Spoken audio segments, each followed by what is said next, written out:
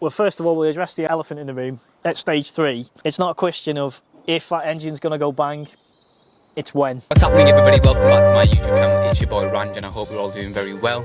Now, I've just pulled up to the S3, so I've not seen it in about 2.5, well, just over 3 weeks actually, since the actual incident occurred and the engine blew. But I don't know if you can see, there it is. Super nice to see, to be fair. The time it blew up, it was probably running close to 600 brake horsepower in my opinion. Now, in this video, I'm going to show you exactly where I am, exactly where the car is, why I brought it here, what the plans are, and hopefully we get to speak to the main man of this establishment, kind of understand what he plans on doing for my S3, because this establishment is really well known for this kind of problem. So S3's MQB platform, EA 888 Gen 3 platforms kind of going kaboom, and then he essentially brings them back to life stronger and better. So we're hopefully going to get to speak to him, and also hopefully he can kind of get the car up on a ramp and really show us exactly what happened and just kind of take us through what the plans are, how long things are going to take, and what we can expect at the end of everything. So I'm really looking forward to it. Let me get out, quickly introduce him, quickly introduce this establishment where I'm at. Some of you might already know, you probably have already figured it out from that very quick snippet at the beginning of this video. Listen, it's going to be an exciting journey. Like I said, I've stuck to my word. I'm going to document this whole journey. I did speak to the owner of this establishment and ask him, look, am I okay to come down, film everything, because I want to document this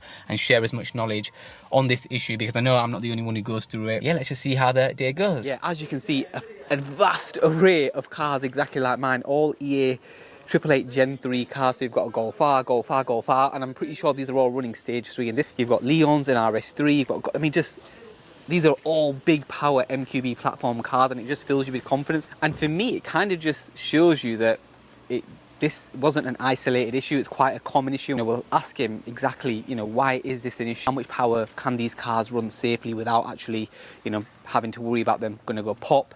But yeah, I think it's really reassuring seeing all these cars here, like mine, running big power. So here we are with the main man, Nathan. How are you? Good, man. Good to finally meet you. I know, there you go, there's a mic for you. Amazing. So yeah, feel free to click that on where you can. So Nathan, first question is, how do you pronounce the business name? Because I'm always saying Ares or Ares, so how is it pronounced? Ares. So Ares, it okay. derives from the Greek god of war, which is why we got the Spartan on Makes there, sense. and obviously the painting in there. It was just one of their main names that popped into my head. But yeah, we do get Ares, Ares. Yeah, I've even Ares. had some guy have called and he said arse tuning. Which you're like, who's going to call himself arse tuning? But yeah. Awesome. So how long have you been running Ares tuning? So how long has it actually been established for now? 4 years now, Okay, wow. or coming up to 4 years. It was actually, so I did a bit of work before it became official. Business officially opened in October 2021, so during COVID actually. Have you always been based here? No, so Okay. I used to be mobile. I used to have a van. Right. I used to go around fitting turbos in people's driveways, intercoolers, fuel pumps. I used to make the fuel pumps for them. Hate driveway work, absolutely hate it. Yeah, it's not nice, especially in the cold weather in the winter. Exactly, yeah. I mean, I look back now and think, no way. Yeah, but, yeah. you know, you do what you do, don't you? Yeah. And it sort of turned into this, I guess. Yeah, and I can see, obviously, we've got my car there. I can obviously also see a vast array of similar cars, so EA 888 Gen 3 cars. Yes. What do you exactly do here? So it might be obvious, but for those who don't know, what do Ares tuning do? Yeah, a bit of a backstory, I guess, about myself. I left school, started working in a garage. Yeah. You know, used to do MOTs, repairs and stuff. I then got a job at Toyota Motor Manufacturing up in D-side, down the road. It's the engine plant, and my job there, because they used to machine all the parts. I had a little cushy job. I used to have a little truck. I used to go around all the lines, collect a freshly machined head, camshafts, block, crank. I'd go in a little corner and I'd build that engine up. Wow. Yeah, so we used to test at the time 100 to 250 engines. So I'd build one up. So basically I'm plucking parts off the line that are being manufactured. I'd build the engine up. We'd give it to a hot test or quality assurance.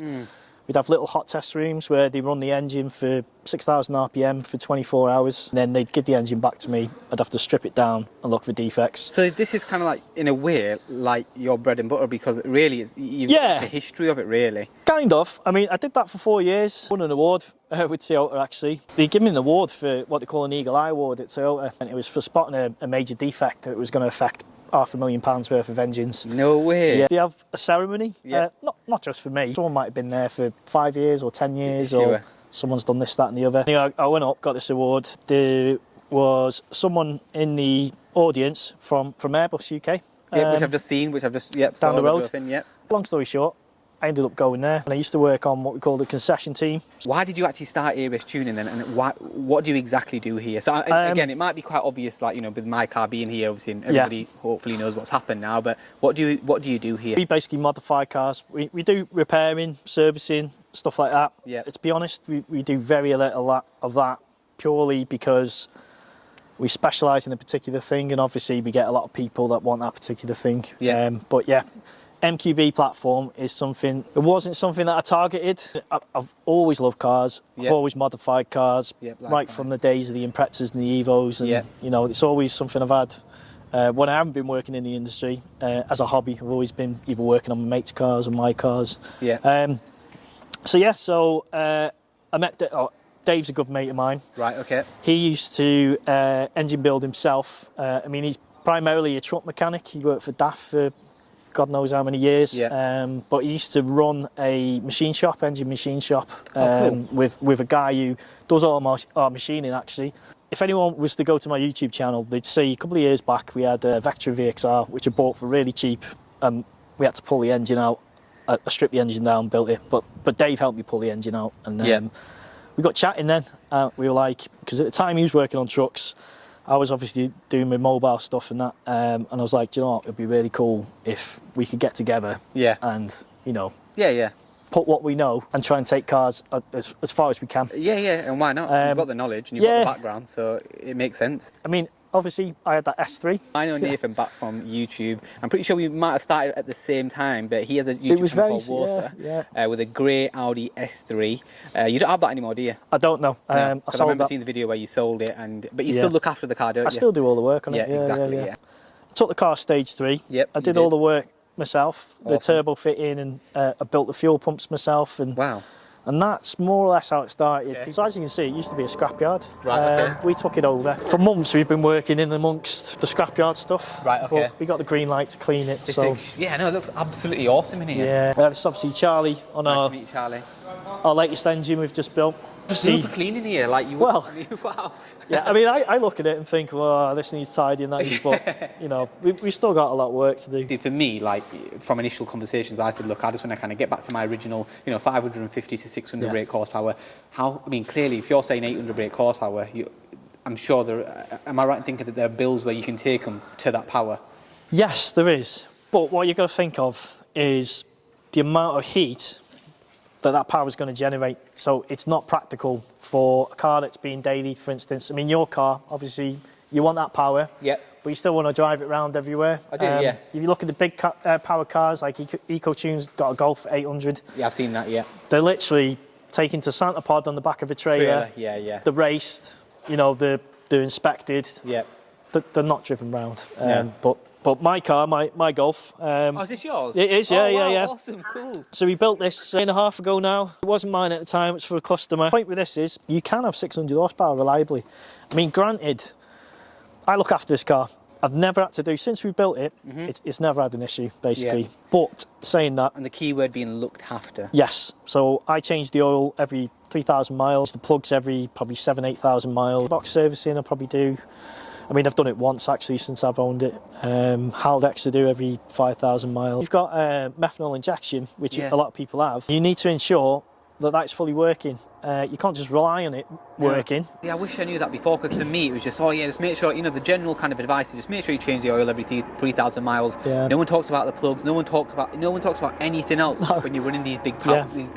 And that's it. I mean, again, what you've got to realise, that's over twice the horsepower it was designed for from factory. So, literally. You're going to potentially spot things or issues prior to anything, wrong happening. And by that, what I mean is obviously, if I'm checking spark plugs regularly, and again, this helps because obviously I work with engines. Yep. I can look at the plugs. From the plugs, I can deduce if it's running healthy fuel mixture, for instance, just by the colour of them and stuff like that. Yep. If you leave oil in there too long, it'll break down, deteriorate. That's what causes engine wear and issues. Now, bearing in mind, I appreciate the engine hasn't been taken out, but just want to kind of delve into, from your experience with other cars that might have been in similar situations, what you think what you think the best plan is to do here, and also for other people in a similar situation. Well, first of all, we'll address the elephant in the room. At stage 3, it's not a question of if that engine's going to go bang, it's when. I mean, I'll go a bit more into that detail later when we explain. We'll get this on the ramp basically and Awesome. have a look. Yeah, it's a question I get asked quite a lot. And yes, there are people that are really lucky out there. I mean, my S3 was 528 horsepower to be exact. So the plan with this, we have basically got to over-engineer this engine to handle that power comfortably. And that's the key. Key to tuning any car is removing inefficiencies. Anything that's going to cause you a problem, you need to address. Sometimes, depending on your power and your spec, this isn't entirely obvious at first. Is there a power limit where you don't need to consider, you know, Yes. building the engine? Is it like 400 brake horsepower? Is it 450? Is it 500? Is it 550? That is a relative. That's a question relative to what modifications you've got. My answer to that would be boost pressure. Right. Okay. So mine was running 2.2, and you said that was too high for too high. Yeah. Too high for a stock engine. Yeah. The maximum boost pressure safely, I would say, is 1.9 bar. Which, I mean, if mine at 2.2, that's good. Yeah, and I'll explain exactly why that is Right. a bit later on. We'll get a piston and I'll explain why Awesome. I think that. Yeah. But yeah, I mean, obviously we've got a yard of cars all stage 3 in various, you know, situations, which, I mean, they're all here for engines basically. Yeah. We are extremely busy. There are only 3 of us that work here. Yeah. So people bring the cars here. Some get a bit impatient, but at the end of the day, there's 3 of us. We can only do And I can what we attest can to do. that, guys. Literally, there is Yeah. literally only 3 of them. And Yeah. when I say this yard is full, it is literally full, Yeah. overflowing almost. We've got a really particular process because obviously we're going to give you an engine. Yep. We know that customer's, I mean, it's a performance engine, it's a race spec almost. Yep. We know a customer's not going to drive that slow. We have to do everything within our The right amount of reasonable, due diligence, yeah, reasonable absolutely. due diligence, Yeah. which means the whole engine's stripped down. Yeah. Every single part and component is cleaned, it's inspected. Can Yeah. it be reused? Do we need to renew anything? Yeah. And obviously, because we're putting different rods and pistons and, Sure. and bearings, we then have to do our due diligence with tolerances and specs. So yeah, it's a really long process. That takes such a long time. When you're going stage 3, and let's just say you've got all the supporting mods like mine, you've got the turbo, you've got intercooler and fuel pumps and so on, so wouldn't somebody just do this at the beginning? Isn't it wiser to do this? And the answer to that is a lot of people will start at stage 1. That's an expense. They'll then get used to that power, Yeah. and then they'll be like, oh, what if I had a bit more?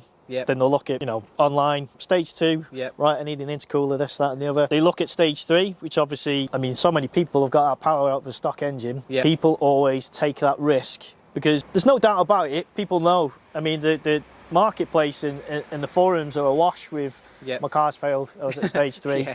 But people still want to take that risk because that outweighs, in their minds, I can deduce the cost Yeah, okay, of it. I'm with 'cause you now. It's a big cost. Yeah, it You is, know, and it people is, are yeah. like, if I can get that power, you know, without spending that money, Yeah, I'm okay, going to take I that get risk. Until you're in this situation, Yes. then you think to yourself, Yes, and I wish. that is the other side of it. Is a lot of people feel embarrassed when this happens. So there's not much information online or videos, for instance, on YouTube where they're Yeah. like, "This has happened. You know, I've kind of made a mistake doing this. Yeah. You know, here's what I need to do." So this is going to be fantastic. Can you just explain what is meant by forged engine and what is meant by built engine? Are they the same thing, or so what is it all? they are the same thing. I mean, obviously there's variables. So in retrospect, what people mean by a forged engine is we are changing components of that engine, which are I mean, it's the process how they're made is called forged. Right, So okay. obviously we have cast, which is, you know, metal that's poured into a mould and made, or you know, we have forged, which is a totally different process to get a different utensile strength out of that material. Parts are designed to take a larger amount of torque, so the utensile strength on them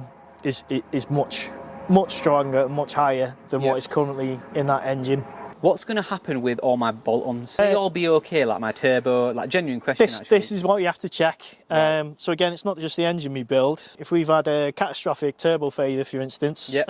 if the turbo's just completely shat itself, let's say, it's going to fire loads of metal, and this is quite often results in an engine failure. Obviously, that turbo's spinning at 140,000 RPM, let's say. It's going to fire like a bullet, all that metal, straight through your intercooler, go round, and it'll get ingested by the engine, which a lot of the time you see chews the pistons and the cylinder walls up. Particularly when you've had a loss of oil pressure, it'll be instantaneous. So you've got a hole somewhere, or your oil, because you've got to imagine if you're at a certain RPM, high RPM, your oil pump is pumping a lot of pressure, and it will just go straight away. Your turbo is still spinning. So say like I said, 140,000 RPM. Yep. It is then spinning without oil. Yeah, sure. So this will cause damage on the turbo. Right, okay. This is one of the things we look at and check. Yeah. So if it's a particular brand, we only really recommend Turbo Technics. That's what I've got, V4. Yeah. Turbo or Technics. Litco turbos. So we work with these guys a lot. Are Turbo Technics based in the UK? They are, yeah. They're down in Northampton. Litco, for instance, Dan Little, a fantastic guy who obviously owns and runs the company. Yep. I've got a turbo actually we've just taken off a car. He's more than happy for me to send a turbo for it to check over. Yep. And then he'll obviously give me a report and say, look, this needs replacing or it might be fine. As I'm saying with oil starvation, best case scenario, whether it's journal bearing or ball bearing, ball bearings don't really suffer as much as journal bearings because they're not as reliant on oil pressure as a journal bearing. But it'll wear that bearing down, and the whole thing will need stripping apart and rebuilding. Okay. And then there's the catastrophic failure where the shaft will actually snap. Right. And we'll find the exhaust turbine in the exhaust, or the front, the cold side, will be chewed up, and you've got metal everywhere. Wow! But there's a load of different ways. Until you really have a look at it, there's no way to really. But the point is, last thing we want to do is build you a good engine, and then go, oh, actually, Ranj, we didn't check your turbo, and that's now destroyed the new engine. I've got many more questions, which I'm sure we can get through throughout the day and throughout this video. But do you think we should maybe have a look at it? Yes, yeah. So what I'll do, we'll push the car on the ramp, we'll get the car on the ramp, and then we'll drop the slump because I'm pretty confident. Obviously, we see these every day. The fact that it's spilt its oil everywhere, it's quite common to see a rod flying through the block. Sometimes the piston will actually detonate, and like a hand grenade. Yeah. And because these have got plastic sumps, it will crack the sump, and then not only is your engine goose, but your oil's all over them. So yeah, let's get your car on. Cool, sounds good. Let's have a good look. Awesome. Cool. What happened next? Awesome, perfect. Yeah, I mean, you took this like a champ, to be honest, because you have to. Because to be fair, I mean, sitting around and gets you nowhere. It absolutely gets you nowhere. Yeah, and this is true to life, isn't it? I mean, this is my outlook on life: is shit happens, and you just have to deal with it in the best way. If you mope and stew and think should have done this, should have done that, it doesn't get you anywhere. Spoke off camera naping about the other day. If people were just a lot nicer in the world and just kind of helped one another, these situations wouldn't be so wounding, if that makes sense. I mean, if we all helped each other, we're all nice about it, these situations don't feel that bad anymore, do you know what I mean? No, that's it. World would be a better place if we all helped each other.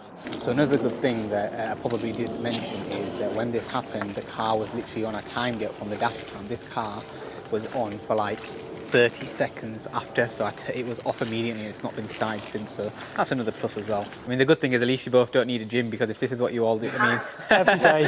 every day. So, 9 out of 10, the biggest failures we see is because of this. So these are what we call the piston rings. Yeah. The seat they sit in, we call the ringland. What happens, because obviously we can see these rings flex, when they go in the cylinder, the gaps actually close. Oh, yes. right, okay. So if this was in a cylinder, the piston, yep, these rings would all be closed. Yeah, makes sense, yeah.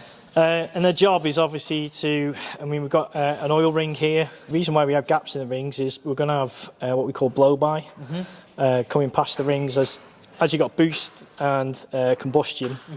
We get some blow-by through it. But what happens anyway? This is obviously metal. When metal gets hot, it expands. Particularly at stage 3, the more boost you put into an engine, the hotter that engine. It's basic physics really. Yep. We're compressing air.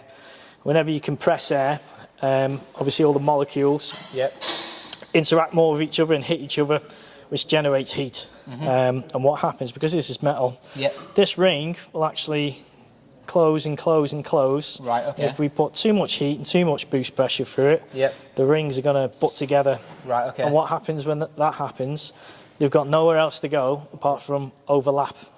Right, and once they overlap, it will chip this side of the ringland off, or the bottom side, and obviously that's going up and down. Ridiculous amount of times per second. Sure. Especially at like 7,000 RPM. Yeah. So as that bit of piston comes off, a lot of the time the piston will then seize in the bore, because we've got a very, very small gap. Yeah. And then the rod has got nowhere else to go because the rod's on the crank. That's constantly being actuated to move up and down. Yeah. And what will happen is the rod will either crease or it'll find its path of least resistance, basically. Either punch out the block or completely detonate the piston. Yeah. So I am assuming that we're going to find bits of either ringland, bits of piston, or potentially we're going to find a rod that's Kind of found it. not necessarily exited the block, Right. but it would have broken through the block basically. And that's the most common failure we see. And that is the reason why my conversation earlier, maximum boost pressure, I would say we can run safely. I mean, even 1.9 bars, a stretch, but generally we don't see this kind of failure from that boost pressure. So when we initially kind of just dropped the under tray, we saw, I'm quite confident, shards of this. Yes. I'm pretty sure, because you could see it had come from a curve, and Yes. that curve, that's a ring, obviously. Yeah. So I'm not sure if I mentioned this to you when we first had the call. I've no doubt that's what's happened. Right, okay. With that amount of boost, it's just gone, nope. Yep, And absolutely. that failure's occurred. Interesting. Yeah, I'm going to go and wash my hands. Where you put that meme 3 hours later. Here we go. Going up, finally. So if you look this side, Right.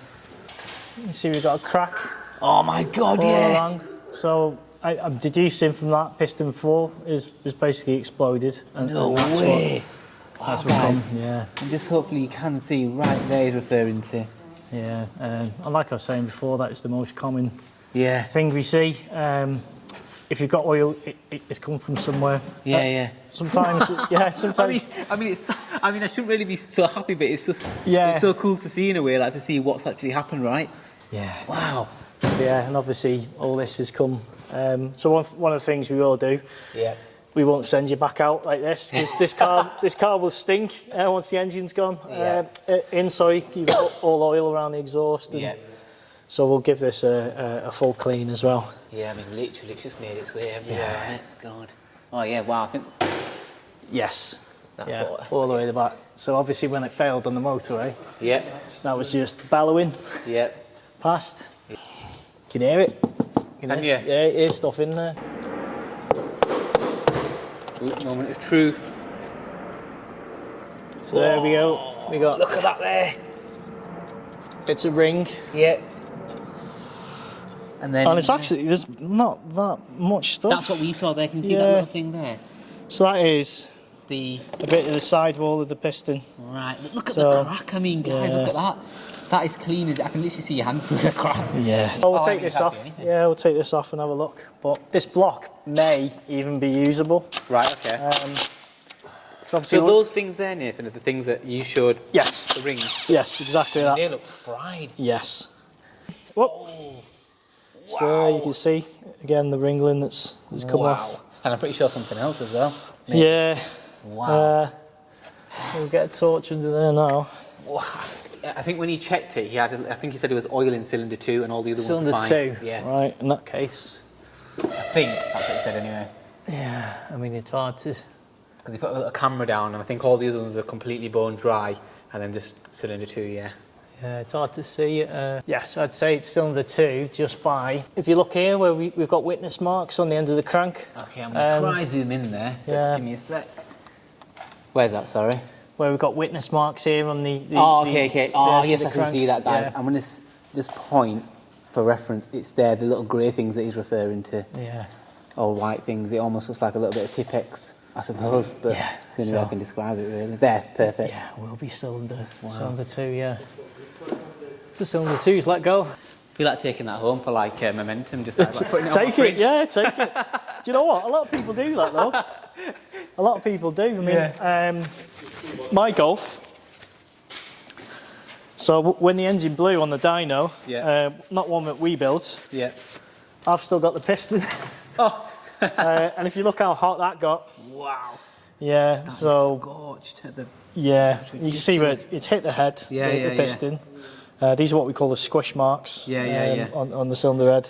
I mean, that is just so awesome to see. I mean, So this is one freshly built. We have got to give it a clean down and stuff. But if you look at the cylinders, so obviously any foreign debris or anything that's come away is going to scratch this surface. Yep. Now, a lot of the time, because, and I don't know if you can zoom on this, where it says 82.94. I can clearly see that. So these are what we call oversized pistons. So stock size, like in your engine, you'll have 82.5 mil pistons. The reason why we go oversized when we go forged is obviously most of the engines that come here have got a bit of mileage on them. So they'll have some wear on the cylinders. So we put a blank canvas basically. We oversize them by 0.5 mil, and it allows us to get what we call a true cylinder, which is accurate, true, and what we call round, rather than any ovular or obligated shapes. We do raise the displacement slightly. So with these pistons, we go from 1984 cc to 2008 cc, which is a little bump. It's basically negligible.